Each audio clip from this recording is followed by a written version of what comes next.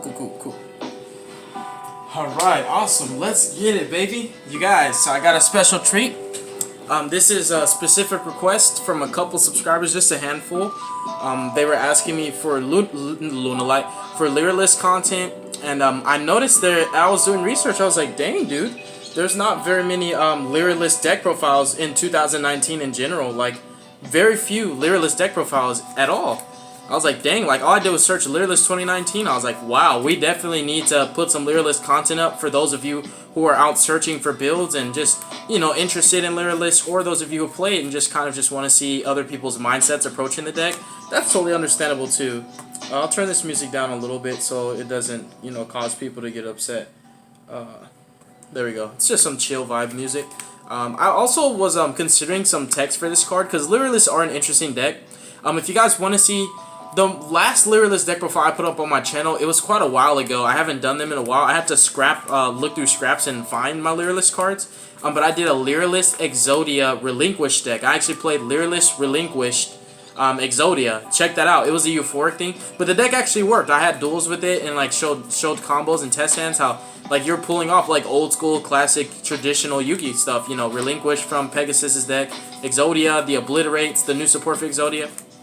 I'm thinking about taking in Watchcat in the main deck because Watchcat has applications as a follow-up. Being a starter card, you can use it as rank 1 fodder, or if you don't need it, you can just sack it off for a Dark Contract with the Gate for your next turn. Watchcat actually might be a really good card in this deck. Just some little text that I've been thinking about.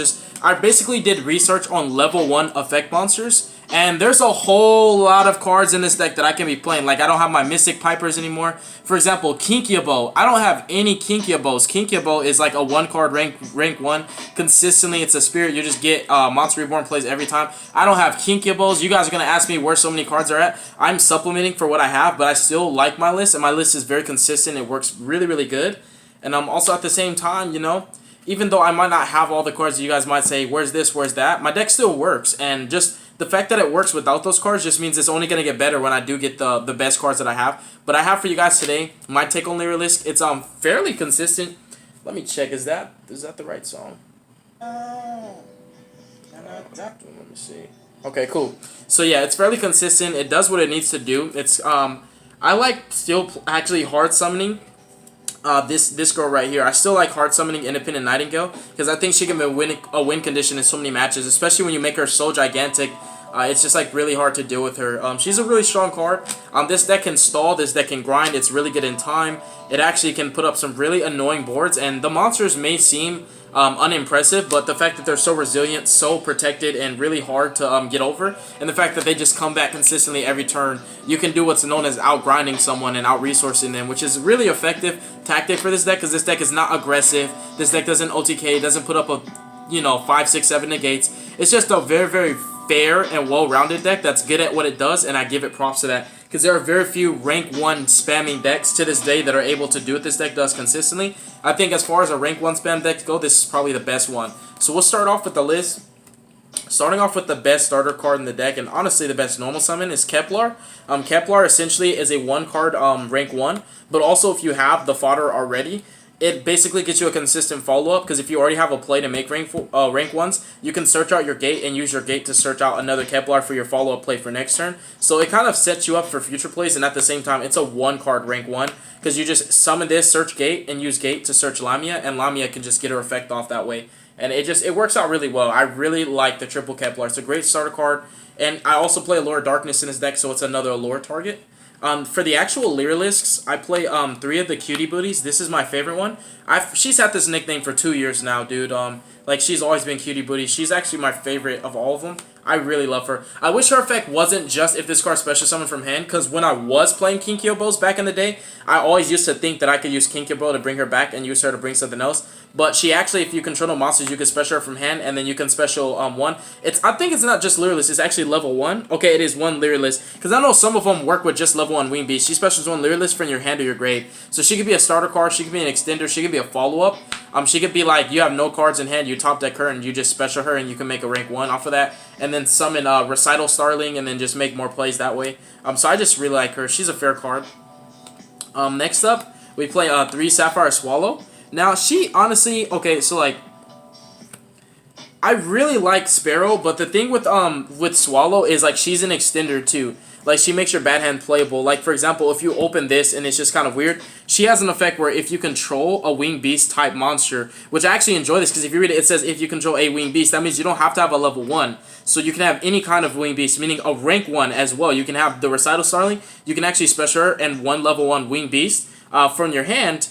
And it's a really good it's a really good effect. It's an extender. Also, if you XYZ with these, they get extra effects. So if you XYZ with her, she gets the ability where that XYZ monster can attach a LYRULISC from your graveyard to the to it as a material. And I believe it has to be specifically a LYRULISC XYZ if I'm not mistaken. Nope, just any XYZ. And then she says if you XYZ with her, that XYZ can be targeted, and that's really important because targeting is just crucial in today's format. Now Sparrow, she actually just searched her. She says if she's special summon, you can add one level 1 winged beast type monster from your deck to your hand.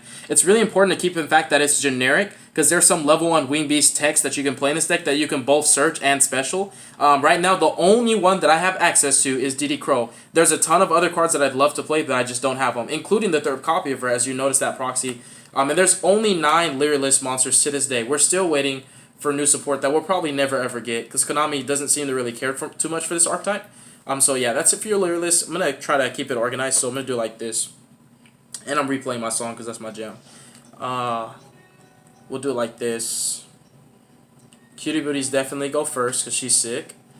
And then Sapphire Swallow. There we go. And this deck's extremely budget. Even if I didn't already have the cards, I don't think it would have been that hard to get them. It's just paying for shipping and waiting for in the mail. Normally, sometimes when you order budget decks, especially for me, I ended up spending more on shipping than on the actual cards. And then continuing, a really good generic searchable hand trap in this deck is actually DD Crow.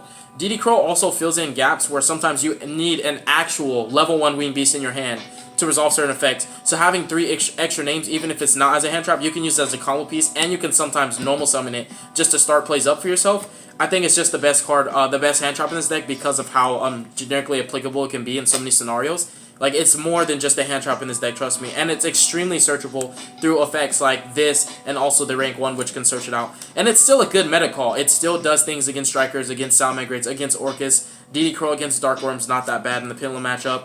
And against Thunder. So DD Crow's just good, period, in against any deck. I do play 1 copy of Lamia. You don't need the second one because even though it banishes itself and it leaves the field, that never happens. You always XYZ with it. So once you detach it, you get its effect again from grave, and you just keep grinding. Keep grinding with that 1 Lamia as long as they don't DD Crow it. And then I play a really cool engine in here, the Fright Fur engine. I play 2 copies of Chain because I play Patchwork. And what Chain is not only is it a Lure of Darkness target, but also it allows me to search out another Patchwork if I need another Poly. In addition to that, it's really good discard fodder as well. And I just like it. I like the free value and advantage. And it's a 1200 attack, but most importantly, 1800 defense, which can really come up. Because this deck is not going to be able to just OTK you out of nowhere. So if it has to grind, you know, sometimes statistics really matter. That's pretty much it for the monsters. Like I said, there's a ton of cards like Kinkabo, Mystic Piper. You know, I played those cards back in the day. I don't have them. There's a bunch of other level 1s that, like I said, I did research on level 1 monsters. There's a ton of ideas I have, but I just don't have them right now. So be expecting an update for this deck. Next up for the spells, we play 3 copies of Where Art Thou. It's not once per turn, and if you control level 1 monster, you can add a level 1 from your deck to your hand. There's only one stipulation. That level 1 that you add, you have to summon it, otherwise you take 2,000 damage at the end. But that doesn't matter because you're normally going to summon it anyways. And the fact is, it's generic searcher for any level 1 monster in the entire game of Yu-Gi-Oh! And it's a starter card, and also it can be extender because it searches your extenders, and it can be a recovery play. We also play 3 copies of Contract with the Gate. This is still a 1 card rank 1 as well. The equivalent of Kepler, because you just activate this, search Kepler, normal Kepler, search another one, and then sack the one you have on field for you know, your Lamia if you have Lamia. If you don't have Lamia, if you don't have Lamia and you already have a normal summon, then you can just use this to search Lamia. And then you can basically do your normal summon and then use Lamia to special summon herself. But if you already have your play, if you already can make a rank 1 without this, you actually just activate this, search a Kepler, use Kepler, search another one so you have a follow-up so you can keep doing it every turn until you run out. So yeah, good search cards. For more search cards, these are kind of starters to make the deck more consistent. They fill gaps, so like even though I don't play a ton of monsters that start the combo, I play 6 extra copies, not physical copies, but they search them out. And I also play 3 Patchworks. Because I actually like summoning, I like hard summoning a Simple Nightingale. Independent Nightingale. I think she's a great card. She's pretty much unaffected by card effects. You can do some really good burn damage for time. And also just the fact that she can get up to gigantic attack, like 4,000, 3,000, you know, just depending on how many materials the XYZ had when you made her. She can be pretty hard. Like, if you're not playing a deck that, if you're playing a deck that just, like, is not able to make, like, a Boros Sword or a double, it can just be kind of like that situation where you're sitting at an Ultimate Falcon, essentially. And that's it for the search cards. Now for the draw cards, I play a triple Pot of Desires. Everything that I need is at 3. The biggest fear is just banishing the 1 Lamia. That's the only thing I'm scared of. But you can get it out. You have 6 ways to get Lamia out. 7 ways if you count the 1-for-1.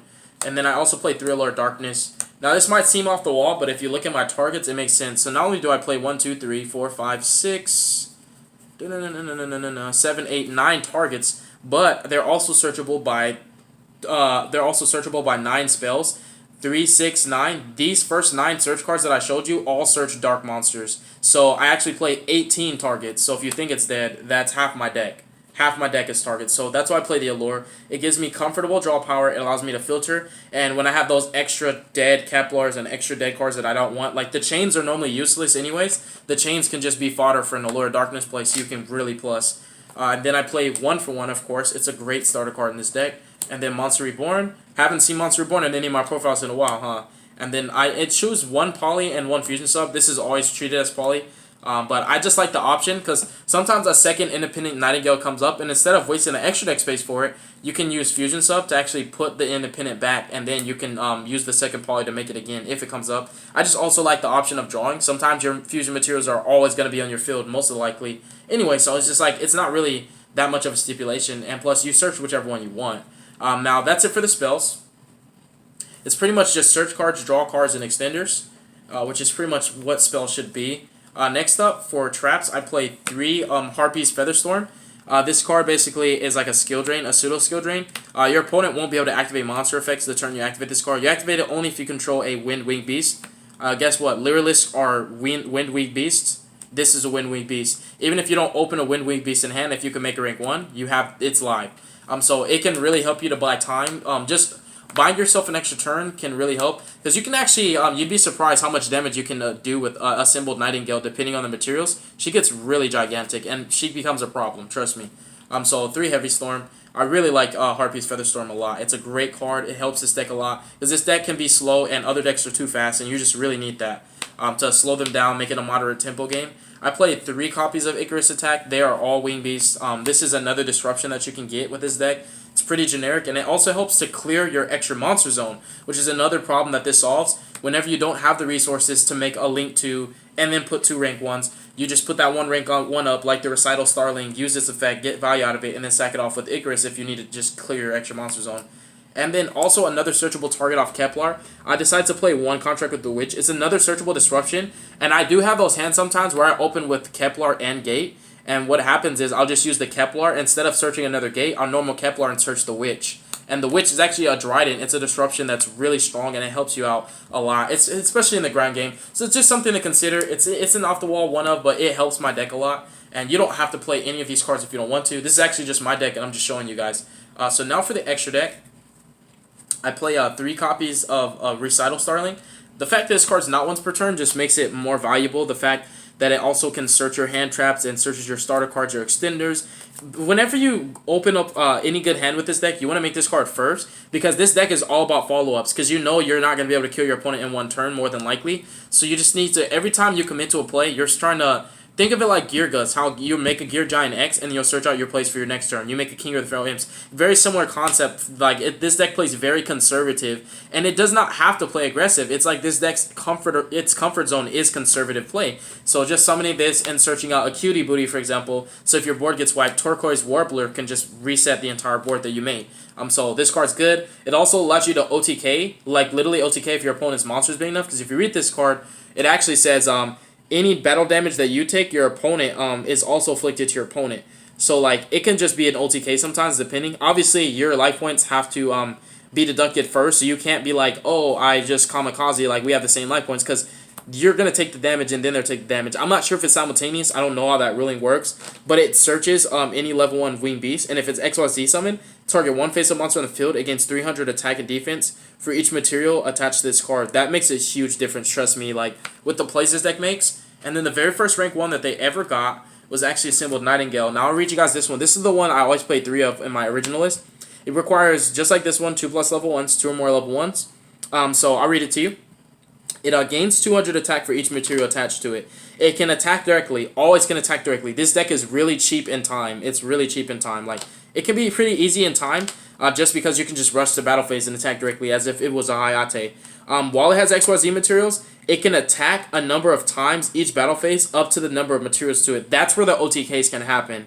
Also, once per turn during either player's turn, you can detach one material from this card until the end of the turn. LYRULISC monsters cannot be destroyed by battle or card effects, and you take no battle damage. This is how you stall. What makes this more powerful is when you summon it with the right material, it already can't be targeted by card effects. So you can't chain a Widow Anchor to negate that. So it'll make itself unable to be targeted or destroyed by card effects or battle, and you take no damage, which helps you in time. So that's what I mean by this deck can be so cheap in time. That's one of the strengths it has. While it's conservative and it's not as aggressive as other decks, this deck can be really good in resource management.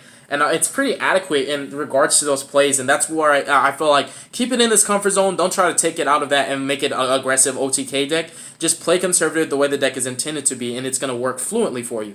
The other beautiful thing is when you can get like 4 materials, for example, like sometimes you can get 4 materials with this, it's going to be at 800 attack. It's going to attack directly for 800 4 times. That's 3,200 damage. So that might seem like a lot, but that's a huge chunk. Like when you can do that every turn and stall your opponent out by protecting your entire field and making sure that this just doesn't leave, it's a really strong card. I love it. It's at 3. It can be a win condition by itself.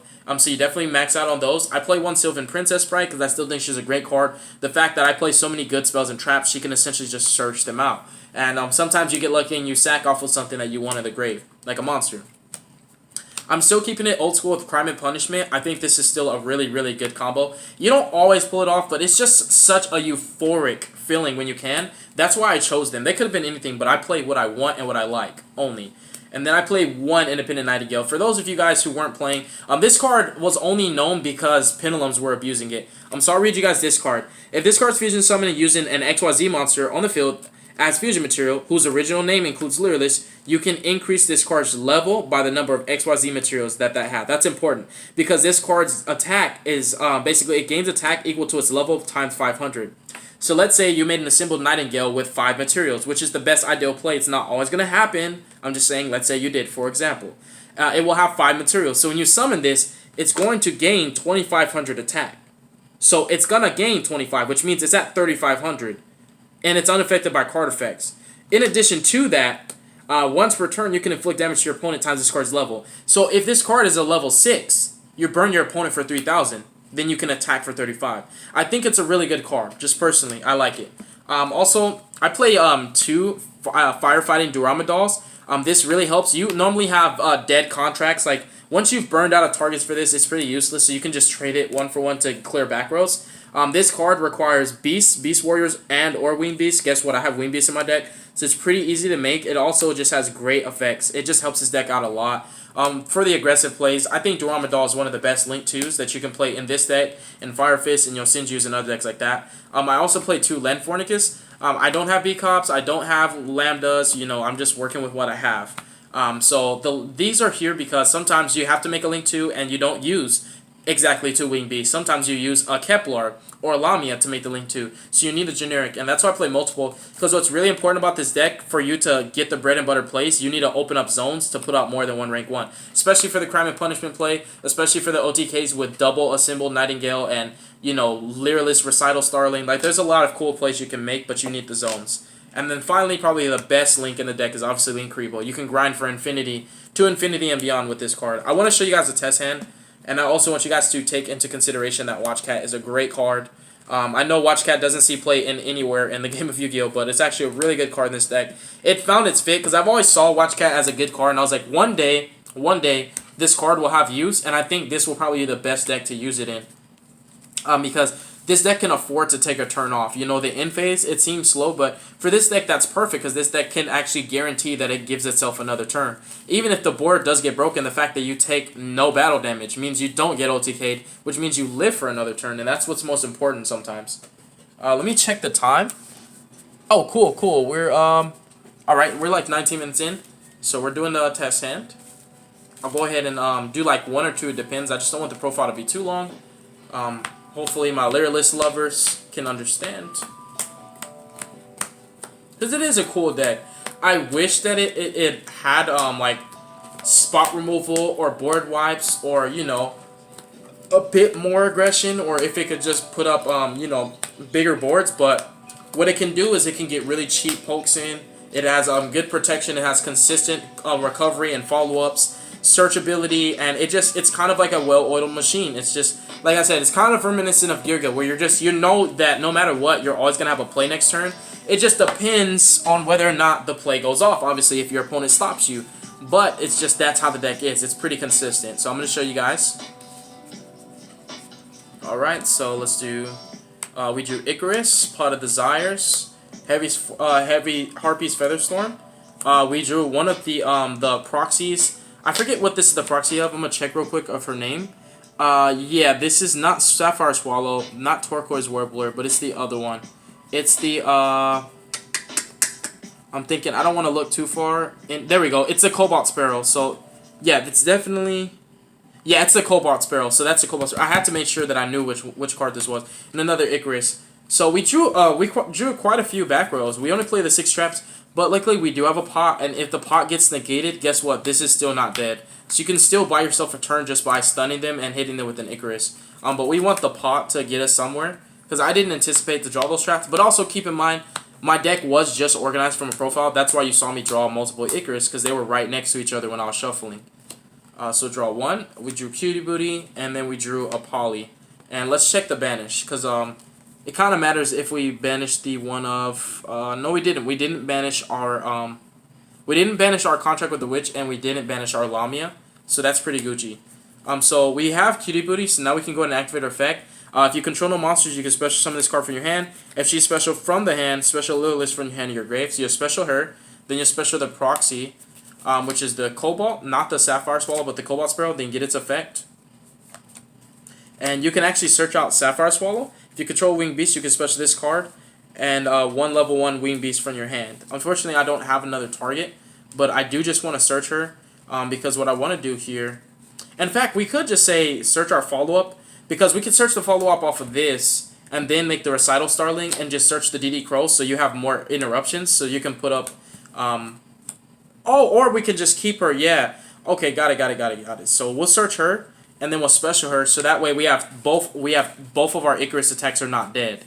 And then the next thing that we're going to do here is we're going to go ahead and... which one gives me the non-targeting?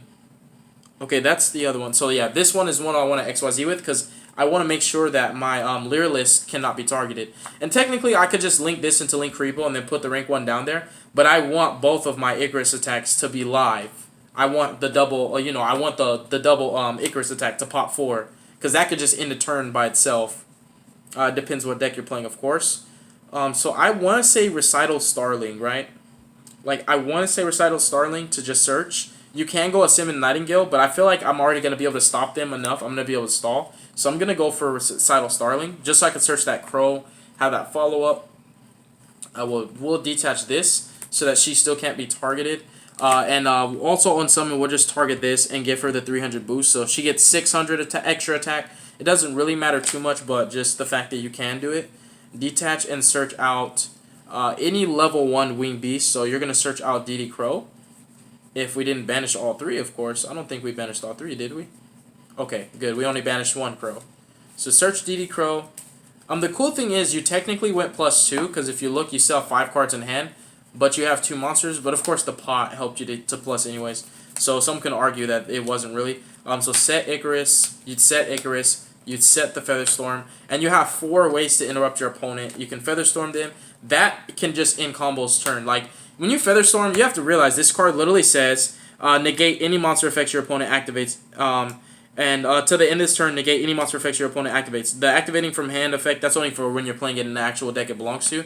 But the fact is, you just put them under True King of all calamities, so there's already no monster effects.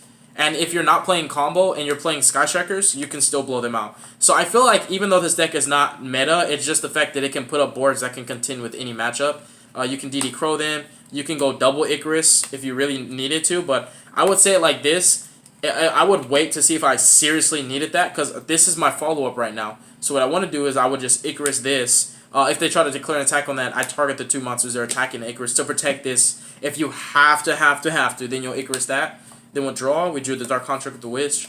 And then you'll go ahead and use Recital Starling, detach, and then you can search, and you can start your plays off from there. So that's one test hand. That's one example.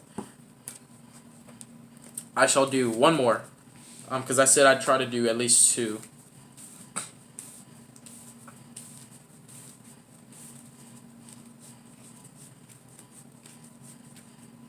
Alright, let me shuffle really good, because I'm not about to draw, double Featherstorm or double Icarus or anything. Really, I'm just trying to draw 5 different cards instead of multiples of anything. So let's see.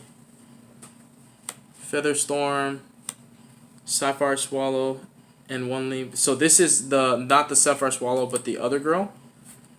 Edge Chain, and then Monster Reborn. So this one, I need to check her real quick, which one she is. I always be forgetting. It's not Sapphire Swallow. It's Cobalt Sparrow. Okay. If this card special summon, add 1 level 1 Wing Beast. It's the Searcher. Okay, got it. So what we can do here, and I think it's actually if it's special, because having Monster Reborn means we can actually trigger this. Let me double check. I know I keep reading her because this is the proxy, and I don't know her effect by heart. Sorry. Let's go for... Okay, where are we at? So Cobalt Sparrow. If this card special summon, you can add 1... Okay, cool. So what we can do here is actually, this is a cool play. So Monster Reborn made this hand even better. Because you could just normal and special this, and then that's still a play. So you're going to normal her, go into Link Karibo. Dang, where's Link Karibo at? Okay, cool. So we can make a play with this hand. Link Karibo, and then sack. Monster Reborn. Special summon her, get her effect to add a level 1. And what we'll do, we add 1 level 1 Wing Beast. So what we'll do here is we'll go ahead and add Turquoise Warbler. And the next thing we're going to do is link these two off into our generic. This is why we play double land. Link these two off into our generic. Oh yeah, before we link them off into our generic, I forgot that we were supposed to do that. Yeah, my bad. I rushed that play really fast. Hold on. So while she's there, then we're going to go ahead and activate Sapphire Swallow. If you control a Winged Beast type monster, you special both this and 1 level 1 from your hand. So you're going to go ahead and special her, and you'll special summon the Cutie Booty. And then what you can do here is, I wish I had more extenders. Like, I wish there were just more, I guess, names that we can use. But I want to say let's overlay all of these.